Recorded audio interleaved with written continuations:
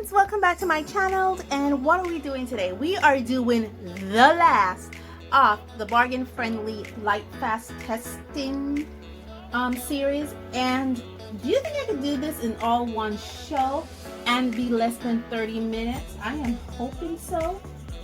So what I'm doing now is that we'll be looking at this.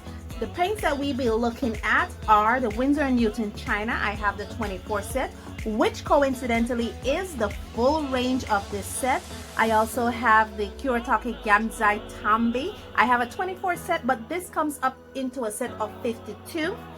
I have the Arrtx Gouache set. I have an 18 gouache set. I think this comes up to set of 52 too. Is it 52 too? That's very funny. I have the Kuretake Tambi Gansai Starry Night, Kuretake Tambi Gansai Gem Colors, Kuretake Tambi Gansai Pearl Colors, and I have the Boku E-Sumi paints. And lastly, we'll be looking at the Rubens 24 set. Do you think we can do all this in one show? Let's go. So we're gonna start off first with the Arrtx Gouache. Like I said, this is an 18 color set that I have, and the colors that we're looking at are the full colors in that 18 colors, which includes Naples yellow, lemon yellow, medium yellow, orange, red, orange red, deep red, lilac, Gansai, I guess, Persian blue, lake blue, cloud, penina, turquoise, green frequency, okay, Maldives, olive green, burnt umber, black, and white. Let's rock and roll and see what happened after 6 weeks in the window. OMG, none of the colors on this side has changed at all. Let's rock. I'm bringing you guys a little closer to let you see this side. Now this one I'm placing down was placed in the lock drawer, and this one was placed in the window. And when I fit them together, what do you see? The same thing I'm seeing. There is no color change or shifting in colors. Now I am thinking that, oh yes, you guys seen that right there? Let me get my pointer tool. Great for pointing. Look at that right there. I believe this is lilac. No, this is Gansai. Yeah, this one has color change. Oh my gosh. You see it right there? And to some short extent, the lilac too. So definitely the violets in this, or the purple in this set, is Fugitive. I would like to know if the 52 or 48, I think there's 52 colors now, they have advanced their range too, is also Fugitive. Okay, here on this side we have the Winsor & Newton China. Now these were taken directly from their tube sets, so they were not taken from watercolor sets. Let's see. Let's first, this side I'm putting down was the side that was in the lock drawer for 6 weeks, and let's check it out. Okay, we don't see much color shifting when it comes to these 24 colors at all. This is not color shifting. This is where the paints got stuck to each other, because like I said, I use the paints coming directly from the tubes.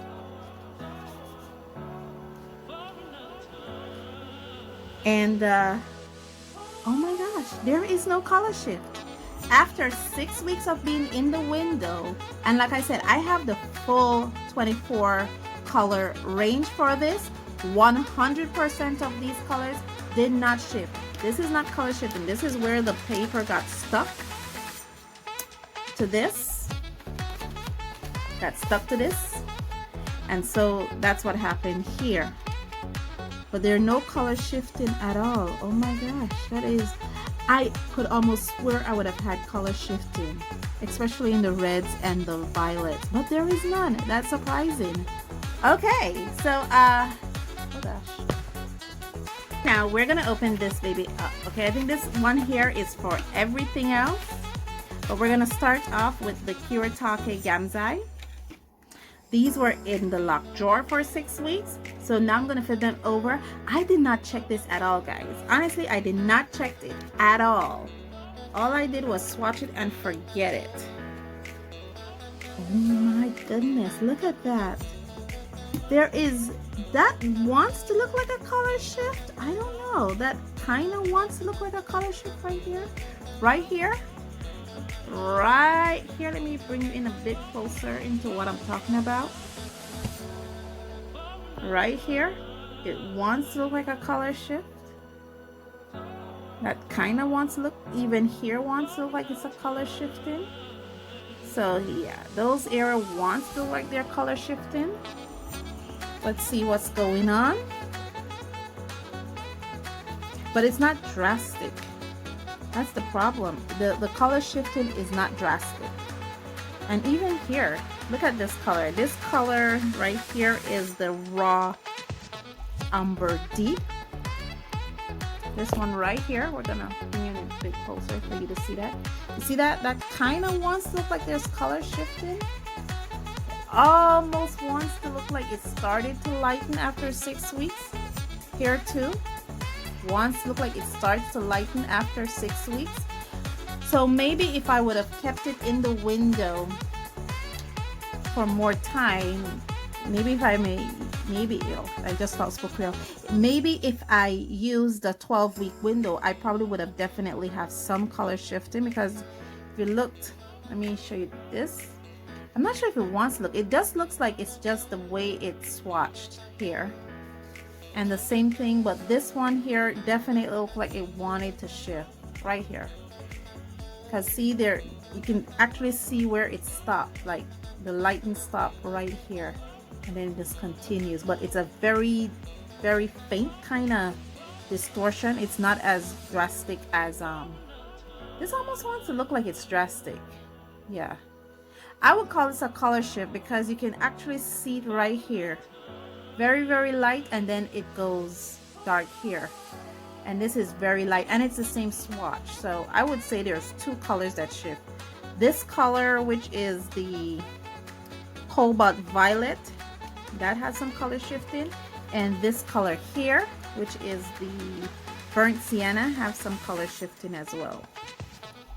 That's really nice.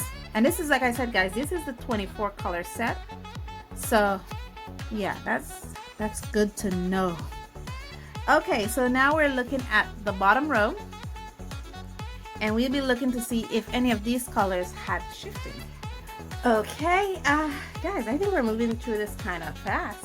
I think all that practice I got with the first set of watercolor paints, and then the coloring pencils and the watercolor pencils, just have me hyped up in a mood where I can actually do this Lightfast testing very fast. So now we'll be looking at the Starry Colors. Yes, Kuretake's Gansai Starry Colors. I hope you guys can see it on the edge here. Let me bring you in a bit closer so you guys can see what's going on. There we go. You guys can see the colors here. White, gold, light. This is champagne, yellow gold, red gold, and blue gold. So let's see what's going on. We're not only looking for any colors that are lighter, but we're also looking like for color shifting. Part that was in the lock drawer.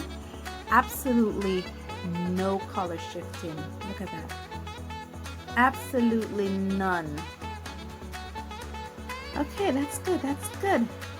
But there is something slightly here though in these two.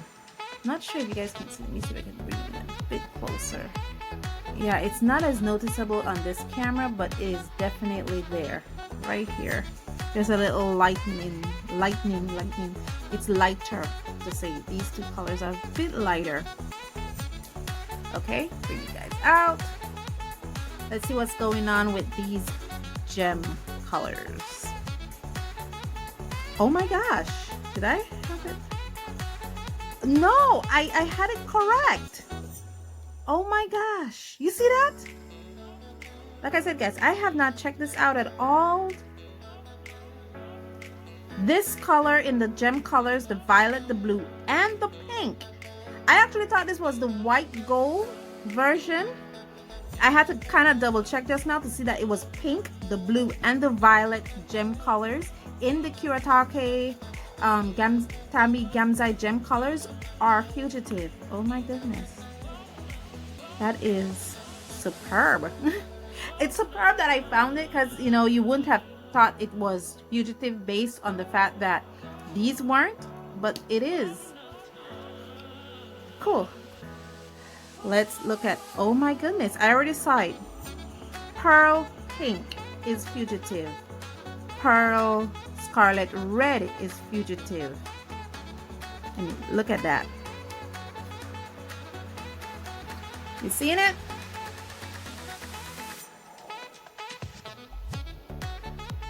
Did I miss a color? I think I missed a color. No, there's 6 colors in there. I think this is just a 7 color swatch. But it looks like I missed a color. 1, 2. I didn't. Just looks weird.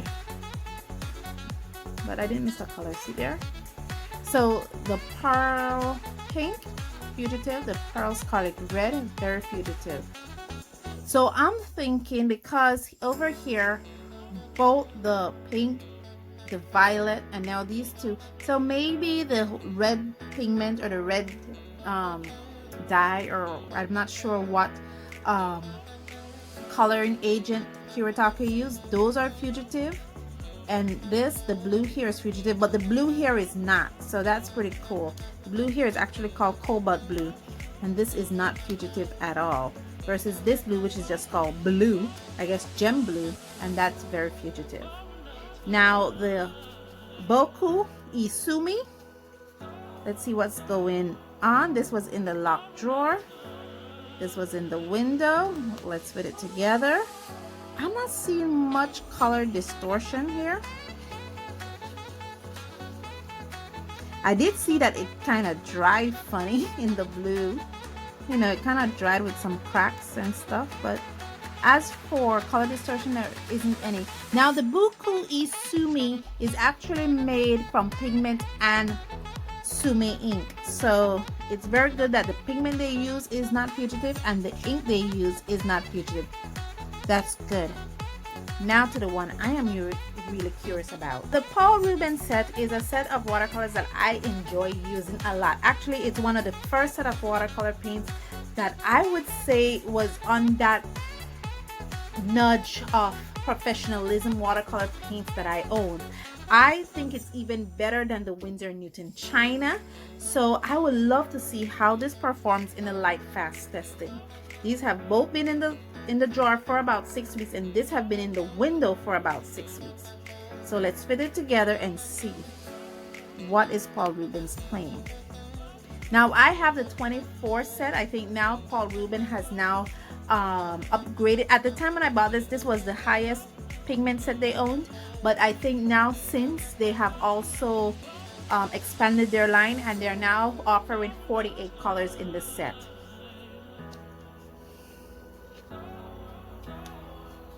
Okay, I think the Persian, I'm thinking the Persian blue. Okay, because there is a very lighter right here, and that's not how I swatched it. It just looks characteristically lighter in that area. So I'm thinking definitely the Persian blue. Now I think the Persian blue in this set is PB27, and they claim that this PB27 is actually has a Lightfast rating of a number 6. Now they test Lightfast rating on a scale of 1 to 8, with 8 being their highest level of Lightfast, and majority of